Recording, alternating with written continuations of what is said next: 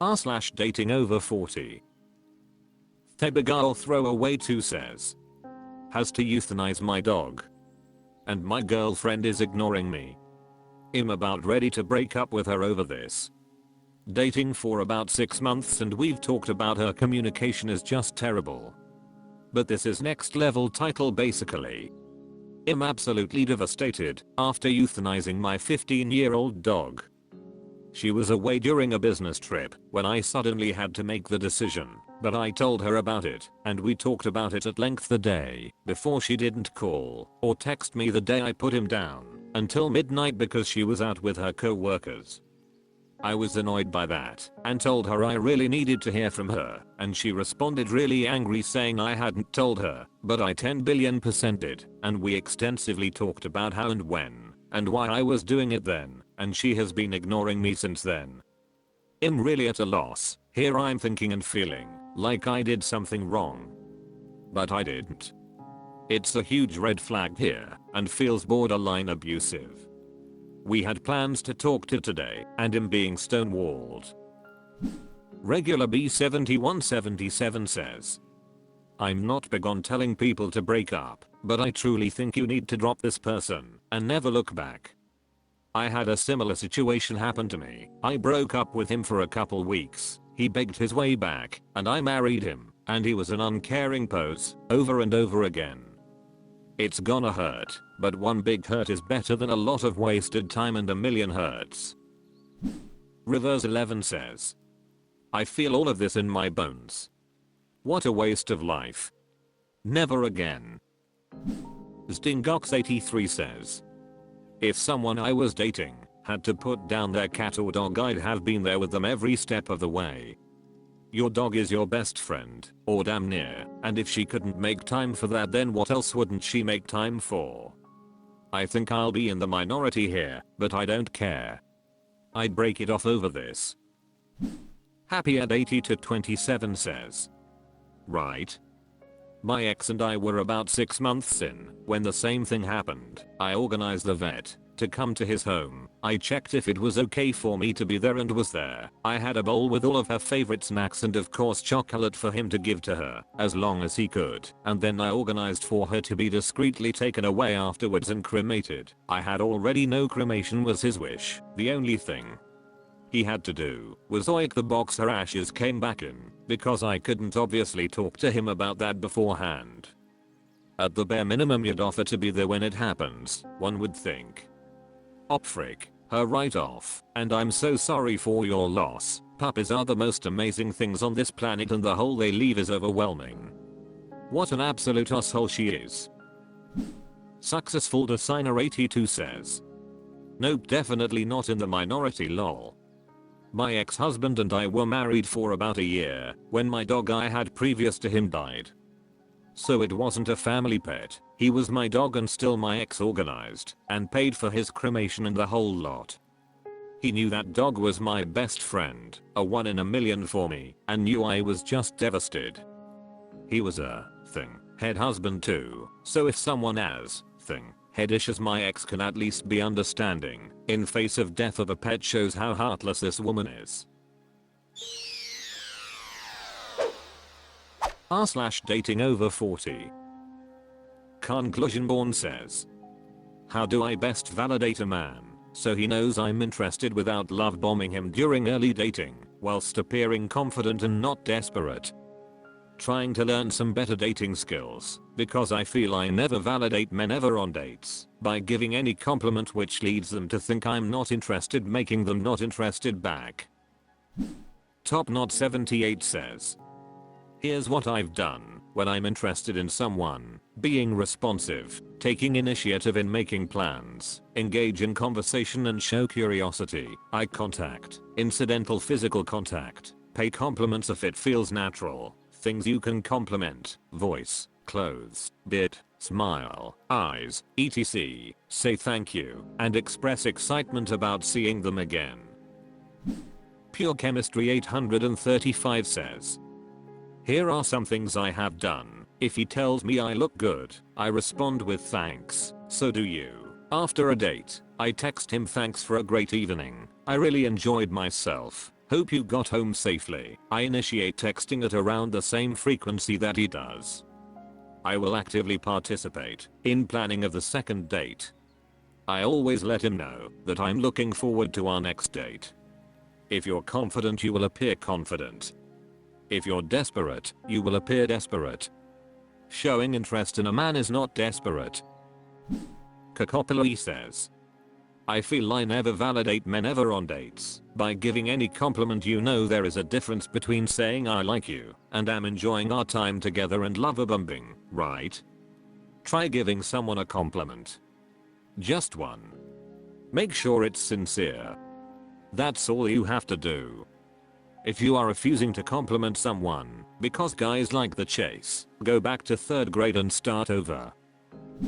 Miss O'Shea says, I feel I never validate men ever on dates by giving any compliment. Well, give compliments then and initiate messages, plans, and kisses. Twerfifter Police says, I complimented this guy's beard on our first date and he blushed and looked down and was so awkward. It was the cutest thing. He's just started wearing one. Just say what you think. Anything you like, let them know. I've heard men compliment my earrings even. That's so cool to do. I don't think it seems desperate at all. Babby Tomato says, love bombing is extreme in its definition. Don't be talking moving in or marriage or grand statements like he is the love of your life. Just be keen to make future plans. Reassuring small statements like you're enjoying your time with him. Even asking questions about his life by default means you're interested. r/datingoverforty. Truth Conquer says, why do you do it? Here is the scenario: someone has swiped on you and you two match. You go out on 1, 2, or more dates. This person has your phone number. For whatever reason it doesn't work out with you two. You get back on the dating app and they swipe on you again. Why swipe? Why not text? What is the purpose or intent? I generally refuse to pay for dating apps. However, my girlfriend pays, and men do this to her constantly. We can't come up with a reason. Hoping some of y'all have. Bill Blazajowski says, this has happened to me. A couple dates, things die out without a real reason, then we rematch a year later and chat again. I think the difference here is texting after that amount of time feels more forward and risky, while swiping is still a bit passive and requires both parties to opt into restarting the conversation. Endless Pie says, I don't do it. Some people are swipe happy. Some don't have a good memory for faces. Just make the decision that's best for you and move on. Quillhunter57 says, I don't know why that happens, but I used to add their cell number on the blocked list of the app as preventative maintenance. Black Doily says, I'm sure there are multiple reasons. Some people reconsider and want to try again. Some people just swipe right on everyone. Some people forget faces and or names. Some people just won't recognize you. Some people aren't paying super close attention while they're swiping. This is one of those things where there's no point driving yourself crazy trying to figure it out. Related story, I once went out on a truly horrible date. He was so cute, but we were just a huge disconnect from the start. A year or so later, I was in line at a movie theater, and this very pretty man and I were checking each other out. Took a while for it to click that it was horrible date guy. I literally hid behind my friends.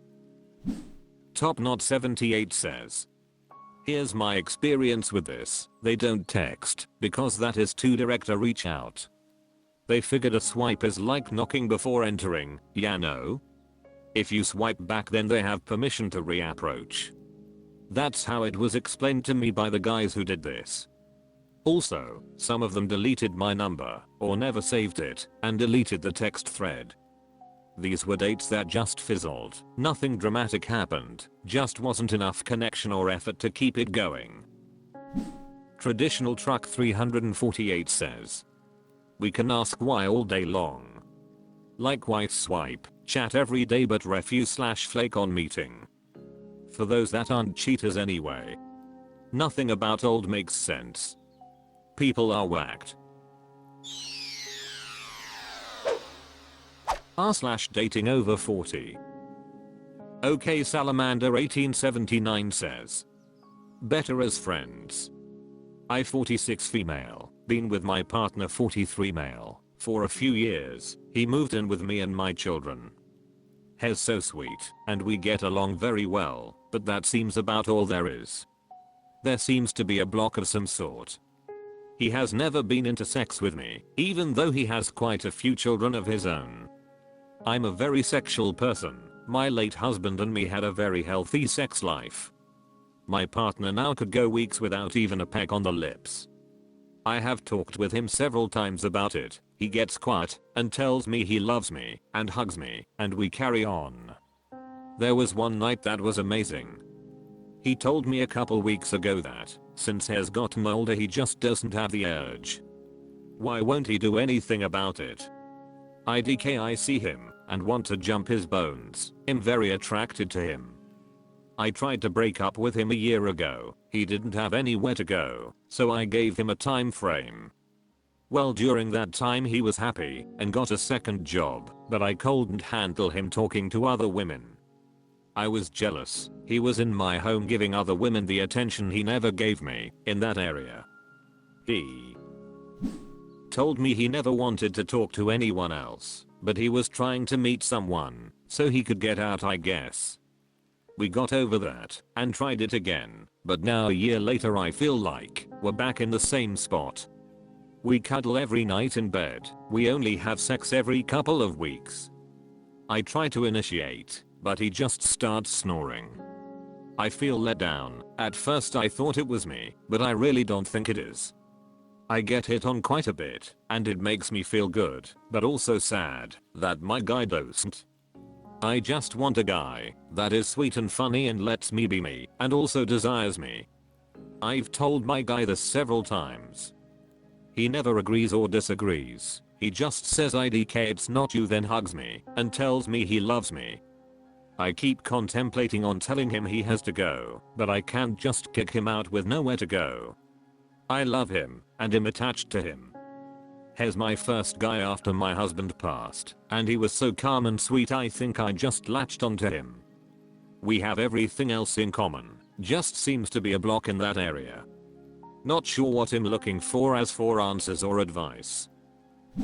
Tayphonix says. He's a homosexual. Send him to the streets. Zbornak Syndrome says. The amount of people here that entertain homosexuals is astounding, emo.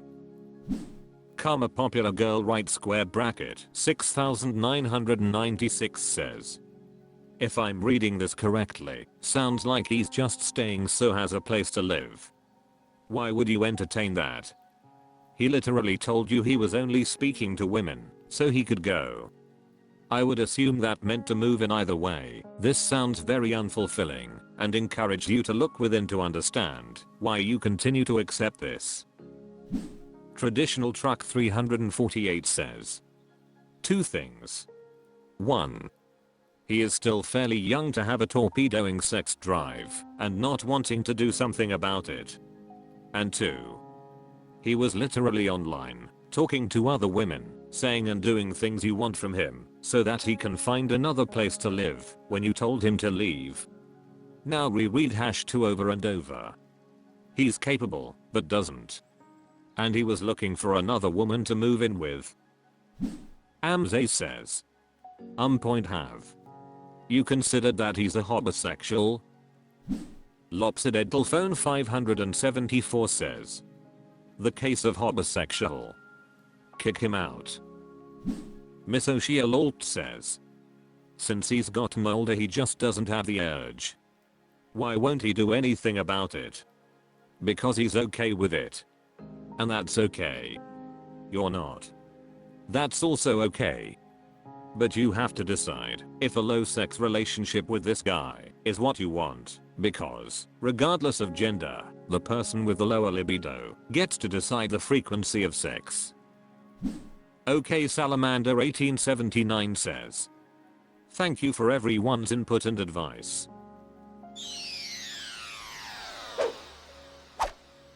That's all for this video. Thank you for watching. Please subscribe.